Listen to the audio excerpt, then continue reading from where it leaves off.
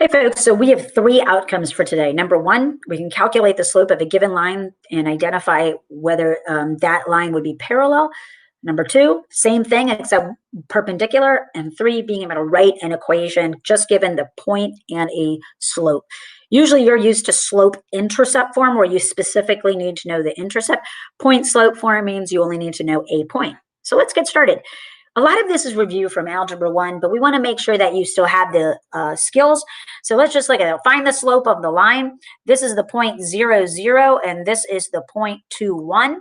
You could do a positive slope moves up and right, up and right, up and right. So we could say, oh, the slope is 1/2 because this positive slope moved up and right. Or we could do y2 minus y1 over x2 minus x1 and get the same slope. So just a quick little review on that. Again, a negative slope moves down and right, down and right, down and right. So in this case, we have a down and right. So we end up getting a -1. Or we can label our points as 1, 2, 3, 4. This is -4, 1. And this is the point -2, -1. So you could do y2 minus y1 over x2 minus x1. You would still get a -2 over a +2, and you would still get a -1. So just to keep that skill refreshed, but those are the couple of things. So let's go to our first couple of things. What does parallel mean? Parallel, parallel, parallel, parallel. Same slope. Okay, so the parallel means that the lines have the same slope.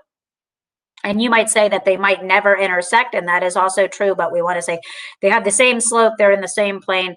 So remember the symbol there is that parallel, like looks like 2 L's on this. So parallel. So if we said AB was parallel to CD, we would say that they have parallel slopes. So let's look at our multiple choice problems. We see these equations in y equals mx plus b form. Remember, the slope is the coefficient in front of the x. So are these guys parallel? Well, they're the same, so we would say yes. What about these guys? They are not the same, so we would say no. What about these guys? They are not the same, so we would say no again.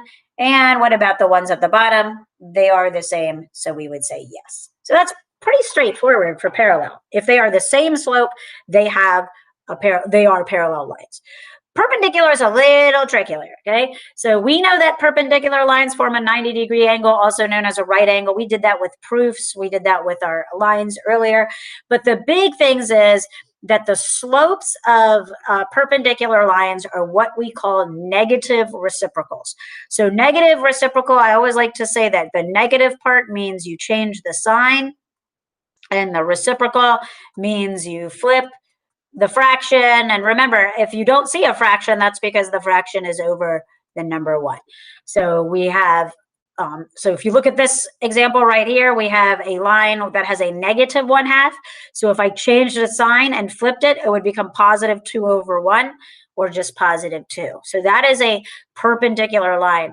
Also want to remind you that a line with 0 slope and a line with undefined slope, those would be also perpendicular. And a 0 slope is a y equals equation, and a undefined slope is an x equals equation where it's just a constant. So keep that in mind. So let's look at our examples. If a slope of a line equals 4, the slope of its perpendicular line is, change the sign, flip the fraction over. It's currently 4 over 1, so we make it 1 over 4. If the slope of a line is -7/2, the slope of its perpendicular line is, change the sign, so it's a positive, flip the fraction over, so 2 over 7. So something like that. So this is where people get tripped up the most.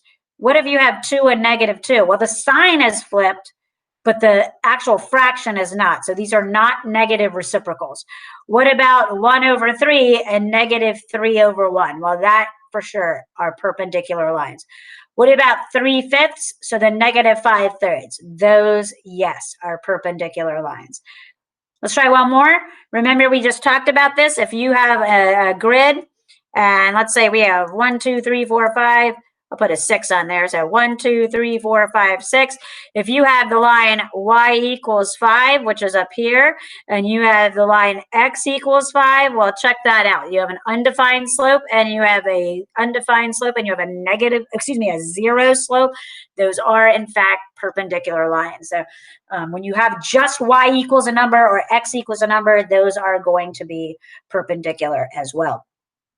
So those are our first two outcomes, being able to identify parallel slopes and lines that are parallel, and being able to identify perpendicular slopes and lines that are perpendicular. So let's go ahead and do some equations. So with point slope form, I love this because you just need 1 point and you need 1 slope, and that's it. So it says line 1 is y equals 2x. Remember, this is the slope right here. I'm going to put that's equal to m, and goes through the point 7, 9. So this is x1, y1. So it says write the line that goes through the same point, and is perpendicular to line 1. So the slope of the line that's perpendicular to line 1 is going to be change the sign, flip the fraction over. So we want to write a point slope form with -1/2 and the equation 7, 9. So y minus the y coordinate I know equals the slope times the x minus the x coordinate I know. And this is a completely right answer. When you get to calculus, you usually leave your answer like this. Now, some of you really like that slope intercept form, so you would have to distribute the 1/2 and then add the 9. And I want to remind you, remember, when you add numbers together and one of them is a fraction, you need to get common denominator. So if I made a 2 here, I would have to multiply the numerator by 2, and that becomes 18. So in slope intercept form, we get 1/2 x plus 25/2. Okay, but I mean, this is a perfectly acceptable answer. I think you should leave it there. Okay. This next one, it says line 1 is pictured. Write the equation of a line that is parallel. So first we need the same slope to what is pictured. So remember, same slope to what is pictured. Remember, a positive slope moves up and right, up and right. So this is moving 1, 2, and 3. So the slope of the picture, I'm going to say m of the pic, is 2/3. So the m of the parallel is also going to be 2/3. If you don't like doing by a picture, y2 minus y1 all over x2 minus x1, and you still get positive 2/3. So now we have our slope, and we have our 2 point. This is your x1 and your y1. So y minus the y coordinate I know equals the slope times x minus the x coordinate I know.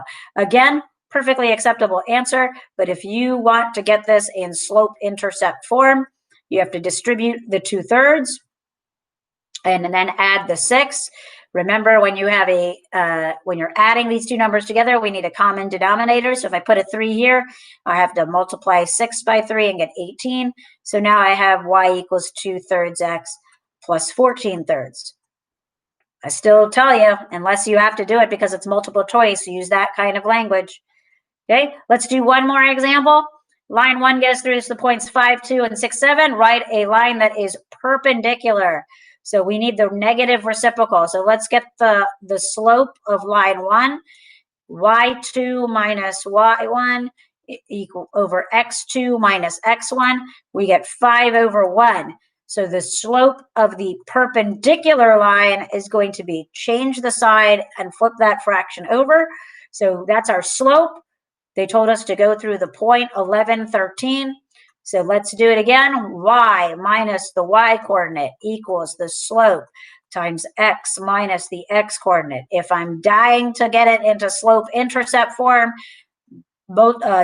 distribute the -1/5 and then add the 13. But remember, if you're going to add those numbers, you need to get a 5 on the bottom, which means I need to multiply 13 times 5 on the top. That would give me 65.